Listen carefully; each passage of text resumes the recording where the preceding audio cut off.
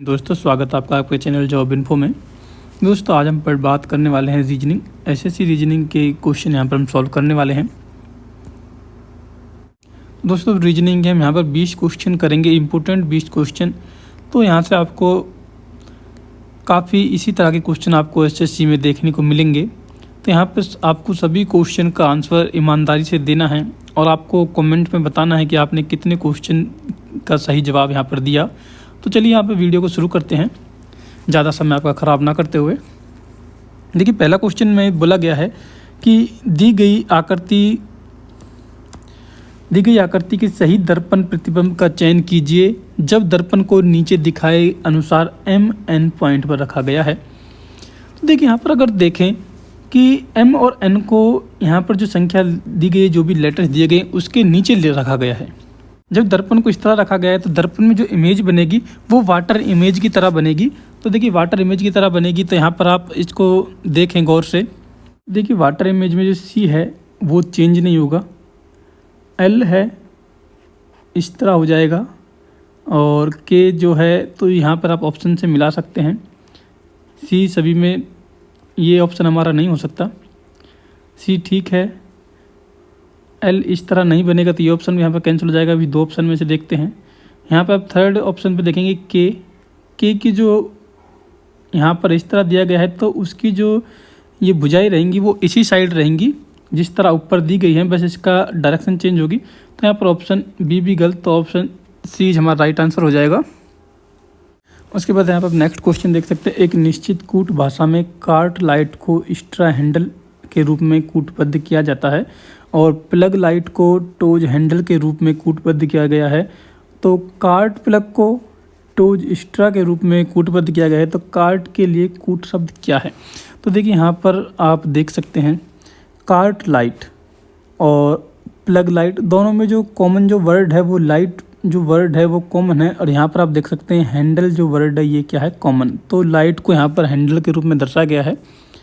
वहीं पर आप दूसरी तरफ देखें और यहाँ पर आप देखें कि यहाँ पर जो कार्ट है और इस वर्ड के अंदर भी कार्ट शब्द आया है, तो यहाँ पर जो कॉमन वर्ड है वो स्ट्रॉ है।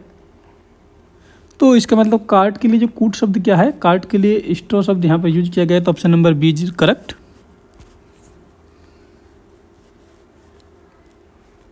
के बाद नेक्स्ट क्वेश्चन है, उस विकल्प का चयन कीजिए जो पांचवें अक्षर समूह से उसी प्रकार संबंधित है जिस प्रकार दूसरा अक्षर समूह पहले से और चौथा अक्षर समूह तीसरे से।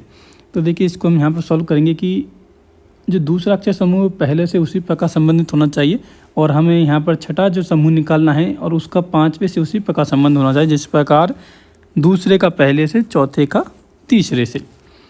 देखिए यहाँ पर जो वर्ड दिया गया है वो दिया गया है कंफर्ट।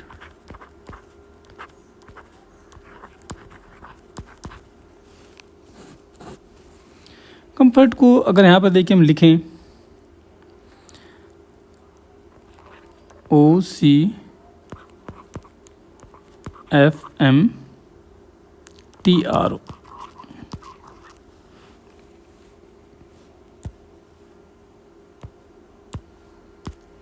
देखिए यहाँ पर देख सकते हैं कि लेटर्स को क्या किया गया है? लेटर्स को इंटरचेंज किया गया है। फर्स्ट दो लेटर को, उसी तरह तीसरे और चौथे लेटर को भी यहाँ पर इंटरचेंज किया गया है, और यहाँ पर देखिए इन तीनों लेटर को भी आपस में इंटरचेंज किया गया है। तो इसी तरह यहाँ पर हम देख सकते हैं, इसी तरह अगर हम डिजिटल को भी लिखें तो इसी तरह हम डिजिटल को यहाँ पर लिख सकते हैं सेम इसी तरह। तो डिजिटल का यहाँ पर आप ऑप्शन में अगर आप आंसर देखें तो यहाँ से आप आंसर देखें तो option number first is right, क्योंकि देखिए ID आएगा सबसे पहले और किसी भी ऑप्शन में ID भी नहीं है, तो option number first is correct हो जाएगा आपका।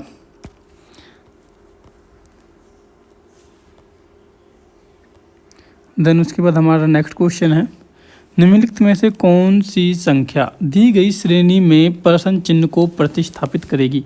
तो यहाँ पर देखिए एक संख्या दी गई, एक सीरीज दी गई है और उसमें यहाँ पे जो क्वेश्चन मार्क है इस स्थान पर हमें बताना है कि कौन सी संख्या आएगी। तो यहाँ पर देखिए इन सभी के बीच में कोई ना कोई रिलेशन है, उसको हमें यहाँ पर देखना है कि क्या रिलेशन है। तो अगर इस दी गई संख्या में देखिए हम करें 1 × 5 = 5 + 1 = 6, इस तरह हम करें 6 × 5 = 30 और +1 कर दें तो आपका आएगा 31।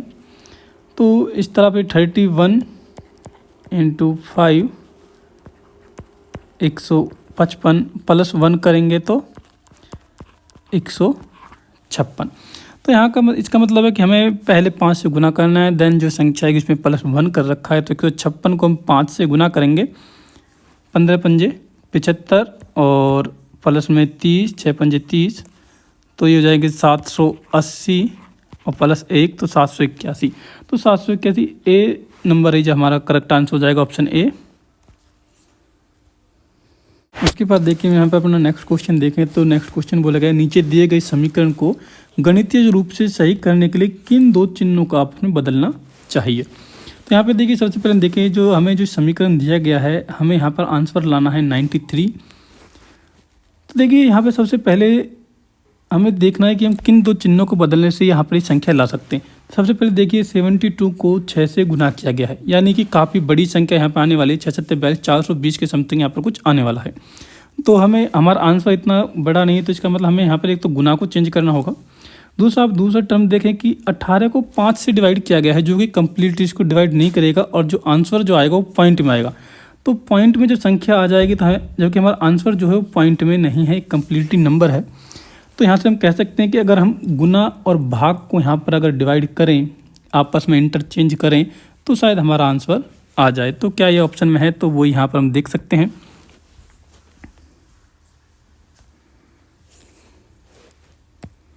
तो यहाँ पर अगर हम इस हिसाब से देखें तो गुना और भाग को अगर हम इंटरचेंज करेंगे तो हमारी आंसर आ जाएगा। उसके बाद हमारा नेक्स्ट क्वेश्चन है। नेक्स्ट क्वेश्चन बोला गया उस विकल्प आकृति का चयन कीजिए जो दी गई आकृति में सन्निहित है और इस आकृति को आप घुमाने की आपको अनुमति नहीं है। तो यहाँ पर हम ऑप्शन देखें, देखिए ऑप्शन है हमारे पास ये। तो इनमें से कौन सी आकृति इस दी गई आकृति में सन्निहित है, इसमें समाई हुई है। तो ऑप्शन नंबर ए ये तो हो नहीं सकता। अगर ऑप्शन नंबर बी की बात करें तो देखिए आधा त्रिभुज यहाँ पर है इस एरिया में, लेकिन ये भी यहाँ पर कंप्लीट नहीं है, तो ये भी नहीं हो सकता। ऑप्शन नंबर 3 की बात करें तो अगर इसे घुमाने की इसको अनुमति नहीं है तो ये यहाँ पर ये भी नहीं आएगा। Then option number 4 is correct, क्योंकि ऑप्शन नंबर 4 अब आप यहाँ पर देखें, एक सेकंड रुकिए। ऑप्शन नंबर 4 इसमें यहाँ पर सन्निहित है, तो option number D is correct answer. उसके बाद हमारा नेक्स्ट क्वेश्चन है यदि श्रृंखला को जारी रखना हो तो प्रश्न चिन्ह के स्थान पर कौन सी आकृति आनी चाहिए। तो ये क्वेश्चन यहाँ पर दिया गया है। दोस्तों अगर हम यहाँ पर इस दिए गए क्वेश्चन को अगर थोड़ा ध्यान से देखें तो सबसे पहले एरो शिफ्ट होता है यहाँ पर, लेकिन दूसरे स्टेप में 2 शिफ्ट होता है इस संख्या पर। फिर उसी तरह ट्रायंगल शिफ्ट होता है फर्स्ट स्थान पर। तो नेक्स्ट इमेज में जो शिफ्ट होगा वो यू शिफ्ट होगा इस वाले स्थान पर। देन दूसरा जो इसमें चेंज आया है कि देखिए बी जो है वो एक स्पेस पीछे की तरफ चला है, एक कदम एक स्टेप पीछे आया है, और जैसे ही पीछे आने के बाद ये चेंज हो गया किसमें, यू के अंदर।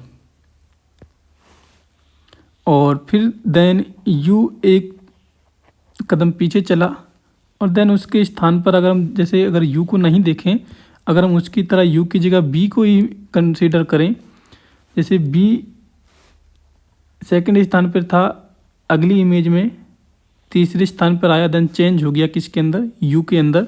देन उसी तरह ओ यहाँ पर सेकंड स्थान पर है, अगली इमेज में सेंटर में आया, देन ये चेंज हो जाएगा यहाँ पर किसी अलग किसी नंबर के अंदर।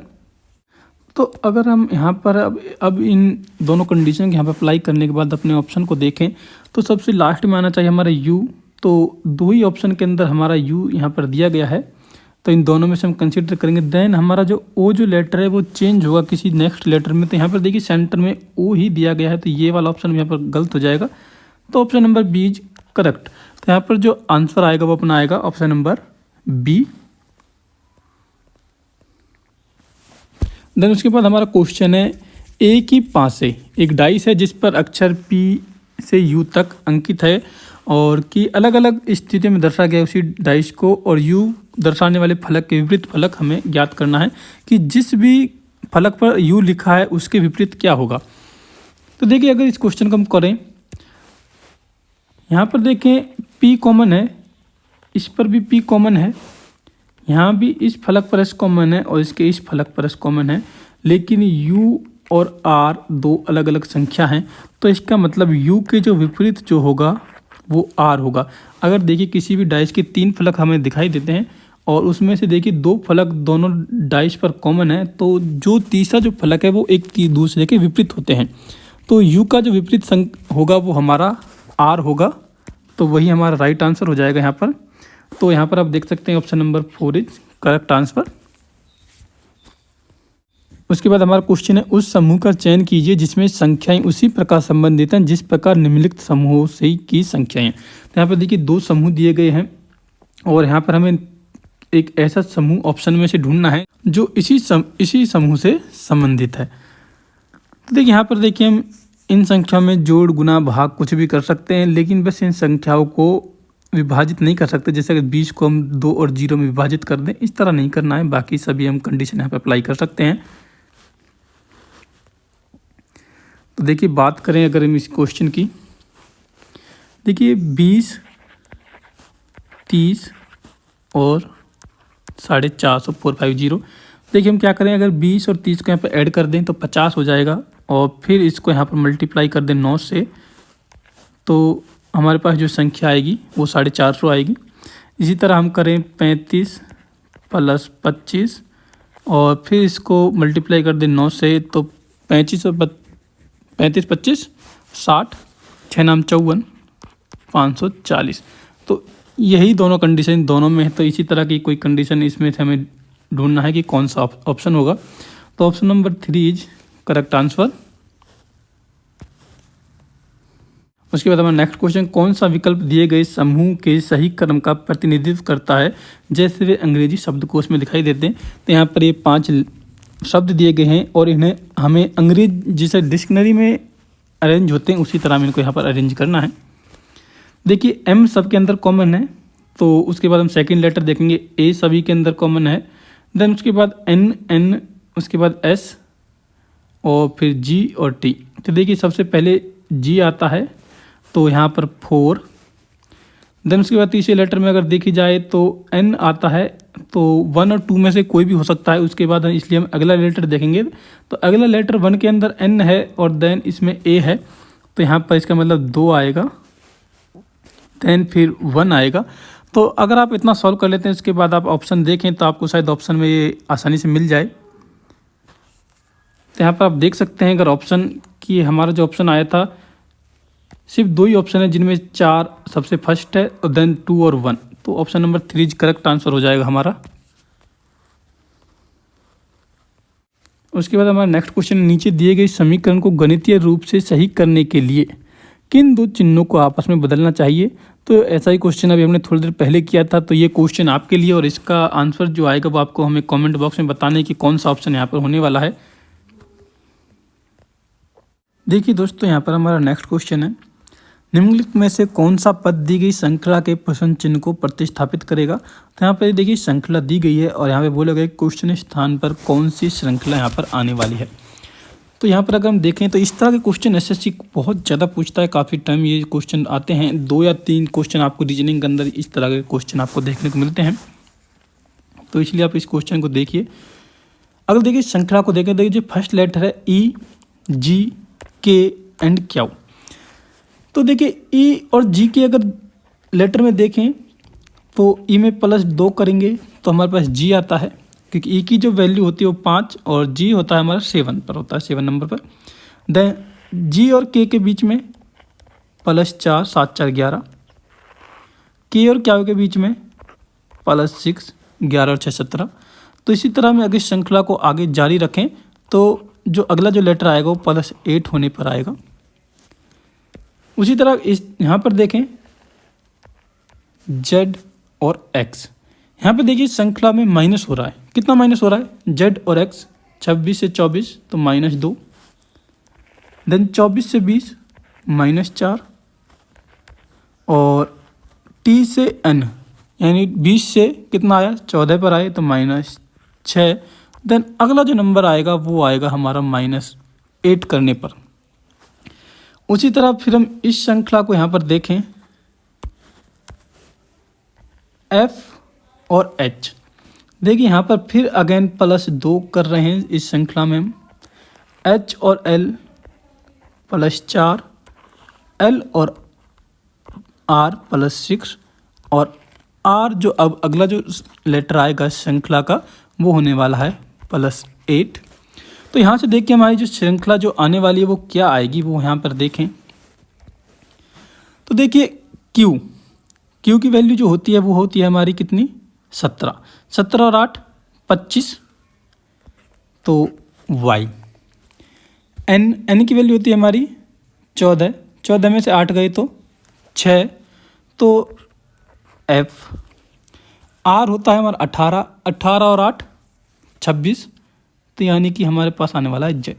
तो ये अगली जो श्रृंखला आएगी वो आएगी हमारी वाई एफ जेड, यही हमारा राइट आंसर हो जाएगा। तो देखिए ऑप्शन कौन सा है यहाँ पर, तो option number 3 is correct answer.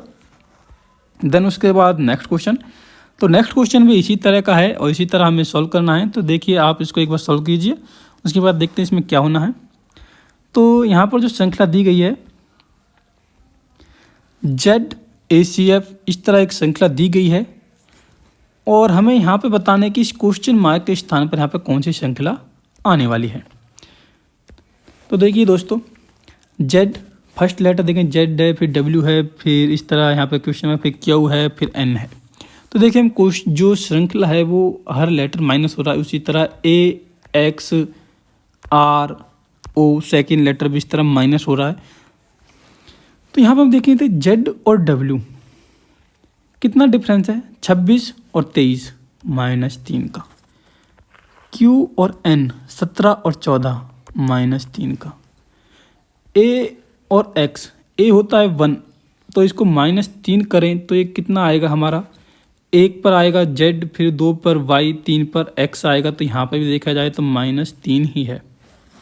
इसी तरह R और O 18 में से 3 गई तो 15, तो यहाँ भी दोस्तों -3 का ही है, सॉरी ये प्लस हो गया, ये माइनस है, मतलब -3 का यहाँ पर डिफरेंस है। उसी तरह देखें C और Z का, यहाँ पर देखिए -3 है, और T और Q 20 और 17 यहाँ भी -3, मतलब सभी लेटर्स में -3 करके यहाँ पर अगला लेटर आया है। तो यहाँ से हम देखें W कितना होता है, 23 में से यहाँ से हम दोस्तों करें -3, तो 23 में से 3 गए तो हमारे पास कितना बचेगा, 20, तो फर्स्ट लेटर आएगा T। उसके बाद देखिए X होता है हमारा 24 में से -3 तो 21, देन U। Z में से -3 करें, 26 में से 3 गए तो हमारे 23, देन W। और C में से अगर हम माइनस करें -3 तो हमारा जो लेटर आएगा वो आएगा Z। तो क्वेश्चन मार्क पे जो श्रृंखला आएगी वो है हमारी TUWZ। तो देखिए यहाँ पे देखिए दोस्तों, मैं आपको एक चीज़ बताता हूँ कि FLRX ये होता है 6, 12, 18 और 24। और वहीं पर आपको एक दूसरी चीज़ EJOTY ये होता है 5, 10, 15, 20 और 25। ये दोनों आप यहाँ पे याद रख सकते हैं। फिर आप इसके आसपास के सभी लेटर्स का अंक निकाल सकते हैं कि कौन कितने अंक पर स्थित है, इसका कितना नंबर है। तो यहाँ पे जो हमारा आंसर जो हो जाएगा वो आंसर हो जाएगा हमारा TUWZ, option number 4 is correct answer. तो दोस्तों, अगर आपको वीडियो अच्छी लग रही है तो वीडियो को लाइक कर लें और हमारे चैनल को सब्सक्राइब कर लें। उसके बाद हमारा नेक्स्ट क्वेश्चन है, बी का अर्थ है तो यहाँ पर हम देख सकते हैं कि जो प्लस है, जो प्लस है वो दर्शाता है पिता को, हैश दर्शाता है बहन को, और अल्फ़ा दर्शाता है यहाँ पर भाई को। तो यहाँ पर एक सीक्वेंस दी गई है, तो यहाँ पर हमें रिलेशन यहाँ पर निकालना है। तो क्वेश्चन में देखिए क्या बोला गया, क्वेश्चन बोला गया है कि ए और बी दोनों में भाई का रिश्ता है कि, तो यहाँ का मतलब देखिए जो बी है वो ए का भाई है। तो मेल के लिए बॉक्स का यूज करेंगे हम। बी, यहाँ पर बी है, सी है, तो मतलब सी जो है वो बहन है बी की। फीमेल के लिए सर्कल यूज करेंगे। उसके बाद देखिए D plus C plus D है, तो इसका मतलब डी है वो पिता है, तो ये पिता,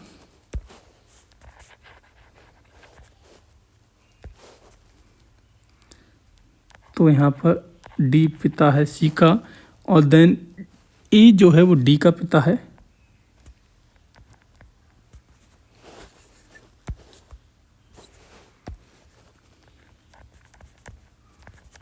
तो ये ई, तो ई ए से किस प्रकार संबंधित है, तो ई और ए, देखिए ये तीनों यहाँ पर भाई बहन है, तो ये इसका पिता है, तो ये उसका भी पिता है।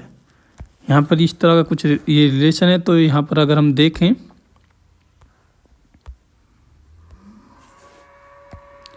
तो ऑप्शन नंबर 3 इज करेक्ट, पिता के पिता।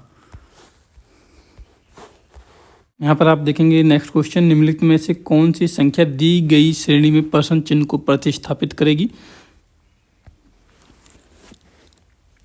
अगर यहाँ पर हम देखें देखो कौन सी संख्या प्रतिस्थापित करेगी, तो 33, देन उसके बाद 47, फिर 44, 58। अगर इस संख्या को हम देखें तो 33 में अगर हम प्लस क्या करें, प्लस 14 कर दें तो हमारा कितना आएगा 47।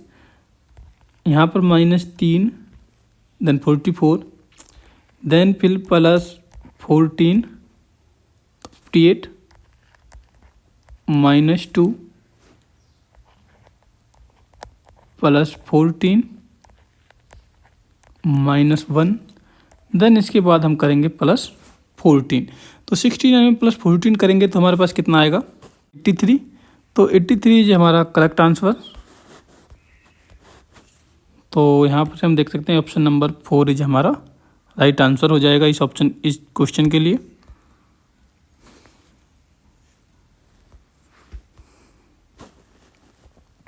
देन उसके बाद हमारा नेक्स्ट क्वेश्चन है, एक निश्चित कूट भाषा में फोर्स को 47 के रूप में लिखा जाता है, ग्रीन को 49, तो उस भाषा में फ्लेवर को कैसे कूटबद्ध किया जाएगा। देखिए फोर्स को 47, तो इस तरह के क्वेश्चन में क्या होता है ज़्यादातर कि जो भी हमारे पास अल्फ़ाबेटिक है, जो भी उसका प्लेस वैल्यू जैसे ए का 1, बी का 2, तो वही नंबर यहाँ पर ऐड कर दिए जाते हैं। अगर आपको इस तरह देखें तो एफ़ का कितना होता है 6 प्लस ओ का 15, देन आर का 18, एफ एल आर एक्स ये होते हैं 6, 12, 18, 24, सी का 3 और ई का 5। अगर आप इसको यहाँ पर ऐड करेंगे तो ये जो नंबर आएगा ये आएगा हमारा 47। उसी तरह देखिए ग्रीन को किया गया है, जी का होता है 7 प्लस आर का 18, ई का होता है 5 और एन का होता है 14, ये आएगा हमारा 49। तो इसी तरह हम फ्लेवर की जो वैल्यू है इनके अक्षरों की वो यहाँ पर लिख के ऐड कर देंगे, वही हमारे यहाँ पर आंसर हो जाएगा। तो इसका आंसर आप मुझे अब कमेंट बॉक्स में बताएंगे कि इसका आंसर क्या आएगा। दोस्तों नेक्स्ट क्वेश्चन है हमारा। नेक्स्ट क्वेश्चन देखिए, इस तरह के क्वेश्चन एसएससी काफ़ी पूछता है। इस तरह के क्वेश्चन एसएससी सीजीएल सीएचएसएल सभी एग्जाम में दिए पूछे जाते हैं काफ़ी, तो काफ़ी इंपॉर्टेंट क्वेश्चन है। देखिए इस तरह क्वेश्चन, 6 व्यक्ति एक वृत्ताकार मैच के चारों ओर केंद्र के सम्मुख बैठे हैं, एक दूसरे की तरफ उन्होंने सम्मुख बैठे हैं। काया, जया और तारा के निकटतम पड़ोसी, देखिए काया, जया और तारा के निकटतम पड़ोसी यानी कि काया, जया और तारा के सेंटर में आएगी। सोनल प्रिया और स्वाति की निकटतम पड़ोसी, यानी कि जो सोनल है उसकी जो पोजीशन होने वाली है वो स्वाति और प्रिया के सेंटर में होने वाली है। बोला गया कि सोनल प्रिया के ठीक दाएं बैठी है। सोनल जो है वो प्रिया के ठीक दाएं है और तारा और स्वाति एक दूसरे के बगल में नहीं है। तो ये 4 कंडीशन यहाँ पर दी गई हैं और इसी से हमें क्वेश्चन दिया गया कि प्रिया के ठीक बाएं कौन बैठा है उसका हमें यहाँ पर पता करना है। तो देखिए अब हम इस क्वेश्चन को सॉल्व करें। मान लीजिए ये कोई एक वृत्ताकार मेज है और इस पर 6 पोजीशन पर 6 व्यक्ति एक दूसरे की तरफ सम्मुख मुंह करके बैठे हैं। सबसे पहले हम देखें सोनल प्रिया और स्वाति के मध्य है, यानी कि सोनल प्रिया और स्वाति के मध्य आएगी, लेकिन जो सोनल है वो प्रिया के ठीक बाएं बैठी है, ये यहाँ पर दिया गया है। सोनल प्रिया के दाएं बैठी है, तो प्रिया की पोजीशन ये होने वाली है, तो ये पोजीशन स्वाति की होने वाली है। तारा और स्वाति एक दूसरे के बगल में नहीं है और उससे पहले बोला गया था कि काया जो है जया और तारा की निकटतम पड़ोसी है, यानी काया सेंटर में आएगी। देन उसके बाद डिसाइड करना है कि जया और तारा किस साइड आएंगी। तारा है वो स्वाति के बगल में नहीं है, तो इसका मतलब यहाँ पर जया आने वाली है और यहाँ पर तारा। अब हमें बताना है कि प्रिया के ठीक बगल में कौन बैठा है। यहाँ से हम देख सकते हैं कि प्रिया के जो बाईं साइड में जो व्यक्ति बैठा है वो है तारा, तो option number A is correct. ये क्वेश्चन देखिए फर्स्ट क्वेश्चन की तरह ही जैसा मैंने अभी किया था उसी की तरह ही सेकंड क्वेश्चन है, तो ये क्वेश्चन आपके लिए, इसका आंसर आपको मुझे कमेंट बॉक्स में देना है। तो 2 क्वेश्चन आपके लिए हो गए आज। उसके बाद देखिए नेक्स्ट क्वेश्चन है, यहाँ पर कुछ कथन दिए गए हैं और उसके बाद कुछ निष्कर्ष दिया गया है, उसमें से हमें आंसर देना है कि कौन सा कथन का निष्कर्ष ठीक है या नहीं है, वही हमें यहाँ पर बताना है। तो सभी बोतलें बैग हैं, यहाँ पर बोला गया है कि सभी बोतलें बैग हैं, ये रेड सर्कल मान लीजिए बैग के लिए है। उसके बाद बोला गया कुछ बैग पेंसिल हैं, कुछ बैग पेंसिल हैं, कुछ पेंसिल शार्पनर है। ये कंडीशन यहाँ पर दी गई है। उसके बाद हमें यहाँ पर निष्कर्ष दिए गए हैं, उन्हीं निष्कर्ष को यहाँ पर हमें फॉलो करना है कि क्या कौन सा कथन इसको फॉलो करता है नहीं। कुछ शार्पनर बोतल हैं, देखिए शार्पनर कहाँ पर है हमारी, शार्पनर ये वाली हैं और बोतल ये नीला वाला सर्कल है, तो यहाँ से देखिए इसके बीच में कोई रिलेशन नहीं है, तो ये निष्कर्ष भी हमारा फॉलो नहीं होता है। कुछ बोतलें पेंसिल हैं, क्या कुछ बोतलें पेंसिल हैं, यहाँ पर भी देखिए ये निष्कर्ष तार्किक रूप से हमारा फॉलो नहीं करता है, तो यहाँ पर हम देखें तो हमारा option number B is correct, न तो निष्कर्ष 1 न ही 2 अनुसरण करता है। तो आज की वीडियो में दोस्तों इतना ही, मिलते हैं आपसे नेक्स्ट वीडियो में। अगर आपको वीडियो अच्छी लगी तो वीडियो को लाइक करें, अगर आप हमारे चैनल पर नहीं तो चैनल को सब्सक्राइब जरूर करें।